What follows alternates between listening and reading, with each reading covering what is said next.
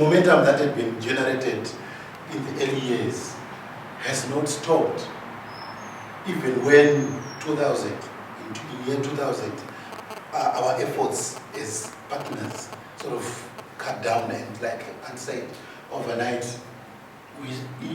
support stopped. But we saw that even looking at the RWIMs, a threefold increase in number of protected family wells. But then we're still thinking, out of the 13 million people in Zim, and we're talking 70% water coverage, there's still about 2.5, 3 to close maybe to 4 million people unserved by both the communal water point and the upgraded family well. And yet, there's still so much out there that can be done. 75% of the communities are still able to, take up upgraded family wells. So the momentum, you saw the S graph there, threefold increase on this without much support from us partners. It's going down, but it's one of those beautiful things that you want to say, something that was started by government and partners is still going up. And we have a gap in terms of coverage. What should we do? We found that from the interviews, from the focus group discussions, the upgraded family well is very functional. It's still serving. 20 years later, people are still using their oil. And there's a strong ownership of the water point because it's at household level. Of course, it's shared. So even our interviews with about 100 questionnaires targeted at household well owners and about 50 targeted at sharers, so as to assess how it would feel for somebody to own the well and spin-offs, the benefits, and then also for a share, what it implies for the share. We also saw people in action deepening the wells, following the water table. So we thought, wow, that was climate change, resilience. We actually saw new wells being dug, and we were asking, how are you digging? How's that? I said, my neighbor has their own well, and I'm thinking they're doing quite well. I've now been able to do my own, so that I'm also so there's a lot of PA pressure within the house, within the communities. There's also role modeling, and people are emulating the good case that are there for them to see. We also interviewed people, and they were talking about their aspirations to improve. They were saying, yes, we've got the windlass, rope, sometimes it's rope, sometimes it's chain and bucket, but we would want to improve this to another level. But yeah, we're looking at that. They had aspirations of taking it up to solar, even some who were able, were talking about putting up a pump, the petrol or diesel pump, so that they get their water up. Of course, what we saw, we did also 200 water quality tests at source and 200 water quality tests at point of use. We discovered, substantially the water, even though it's available, it's not very safe. It's contaminated. We saw, thermotolerant coliforms in 75% of the water points. And I'm talking here of the communal water point, the borehole, because they are in a state of disrepair. They've cracks, they've broken down, no fencing, cattle coming to drink from there. It's open. Even for the upgradable family well, because much of the pictures that probably you've seen now, either maybe one of the upstairs is broken and the windlass is not possible anymore because it's shaking. People resort to using the rope, handling it with their hands, and then throwing the bucket down. And our hands are always, not guaranteed in terms of their safety. But then we also looked at, the level of service. Each of the wells that we got to, we found out that there were about 3 to 4 families that were sharing that well.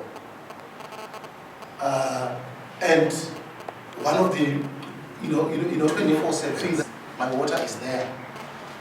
Even if I'm coming from wherever and it's late, but I still need to take a bath, I'm not walking a long distance to try to get water. I'm just within the compound.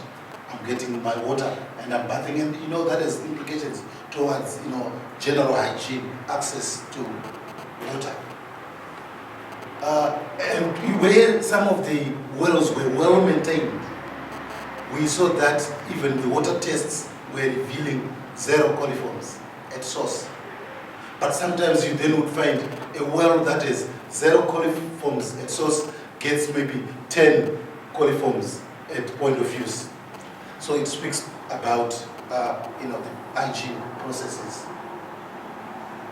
What then that told us was that there's great need. We can't just say Zimbabwe has 70% safe water coverage. What we are actually counting is access, not safety. Because the water quality didn't really speak to 70% safe water. Substantially, the water was contaminated. So there's need to break the transmission route of contamination, coming up with a safe water plan. We've got a lot of annexes. I didn't want to bother you with all those. It's cumbersome. It requires one to sit and do the analytics. But we've done the analysis ourselves. The impacts and benefits that we picked from the review was that it was very convenient. People were saying it's convenient. You probably picked that from the video. Somebody saying, if I didn't have this well, I wouldn't have this garden. Because it's difficult. The coverage for communal water points is 1 to 250 households. So it's difficult then to expect 250 gardens around one water point, around one communal water point. It's not sustainable. There's a lot of competition for the water. But when one has their own, then they can have their convenience, privacy. People are saying, if I don't want to meet everyone in the village, I don't just, I stay here at my own home and I draw my own water here. I'm not forced by necessity to go out and maybe forced to greet everyone on the way to the water point. It's very secure for predominantly women. The issues of sexual abuse, harassment, there's no risk for distances. More water for gardening, I've talked about it, and the spin-offs, the nutrition, the livelihoods that were improved, the nurseries that sprouted, and then the other income-generating projects that came out of that because people owned it. Then it speaks to food security. It speaks to health status that improves when people are able to grow their own crops. And people were saying this is not a competition between the family well and the communal water point. It's no competition, it's complementary. Strong emphasis was coming. They were saying, yes, because of the water tables, we did this review in September. And at some of the water points, they were getting just a bucket of water in the morning, and that's it for the day. But then they say, this is convenient, I get my water here, I use it for other chores. But I'll then walk the 500 meters to the communal water point for safe water. So there is a complementarity between the two that came out from the community voices. It's not a competition. They're saying, let this work and let this work. I've talked about the resilience to climate change. People kept digging. We were asking them in the questionnaires, when did you last improve your well? You'd find almost every 3-4 years, people would say, yes, I dug a couple meters down. And people were saying, For some, they started getting money as well as the local diggers, the welders, well sinkers, local builders who got trained by Ministry of Health and partners to do that. So that was like employment creation for the whole community in general. And then the human rights to water. People got water at their doorsteps. And they would chase the aquifer, going deeper, still being resilient to the vagaries of the climate. And people were saying we would want, this is not like the optimum, we would want to take it further, improving the lifting devices so that the water becomes more safe, because we saw handling was the biggest challenge.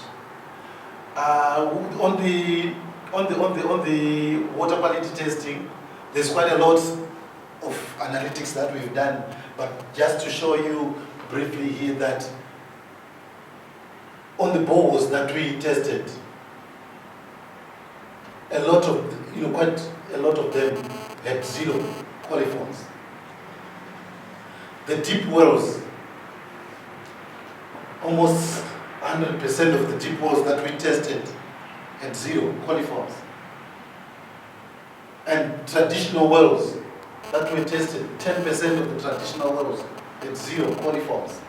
The upgradable family wells, 20% had 0 coliforms. But then the picture changes as we go there. 1 to 9, which is mild, it shows that there's a risk, but it's a mild risk according to the World Health Organization classification. Some 22% or so of the bores had a mild risk. The deep wells, we didn't get any there because they all had 0 there.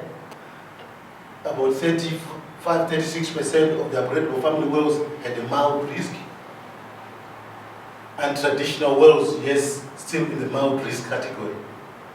The moderate to intermediate risk, but all this, according to the World Health classification, this is a risk.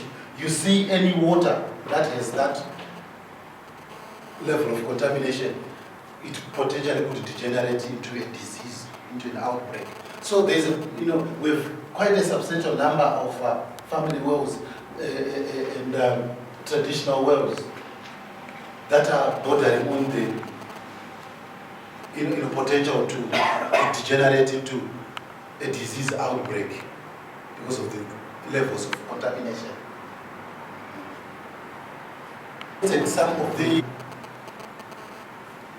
communal water points, you can look at it at this picture, and if you get a contamination here, you won't be surprised, because this initially, when this was set up, it had a fence around it, but then because it's 250 households and no one really owning the point, the fence develops feet.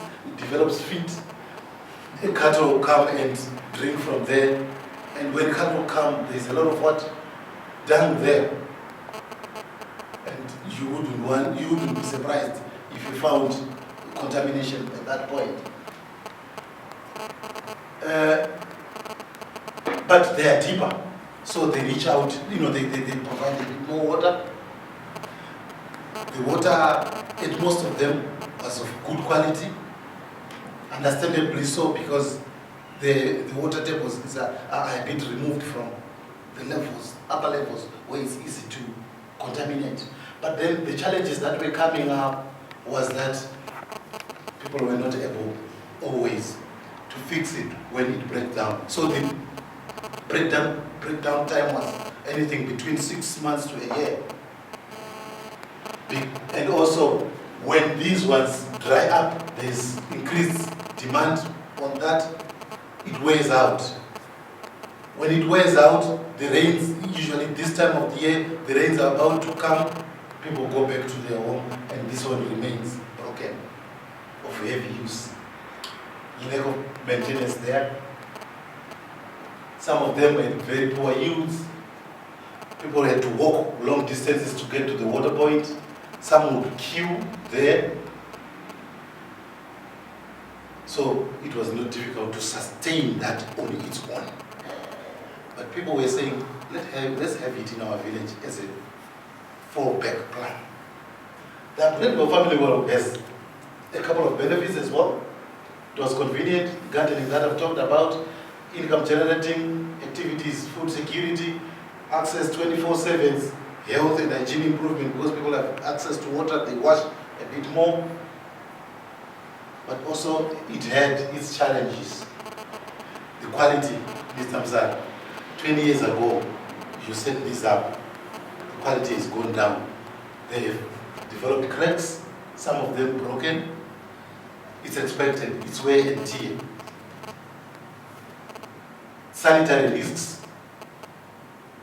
because also the food soldiers, the environmental health technicians, are not as visible as it was then, who would, make sure this keeps running.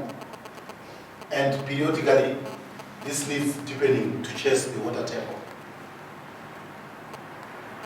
I'll ask Conrad to walk me through, to walk us through that. So okay. Thank you. Great.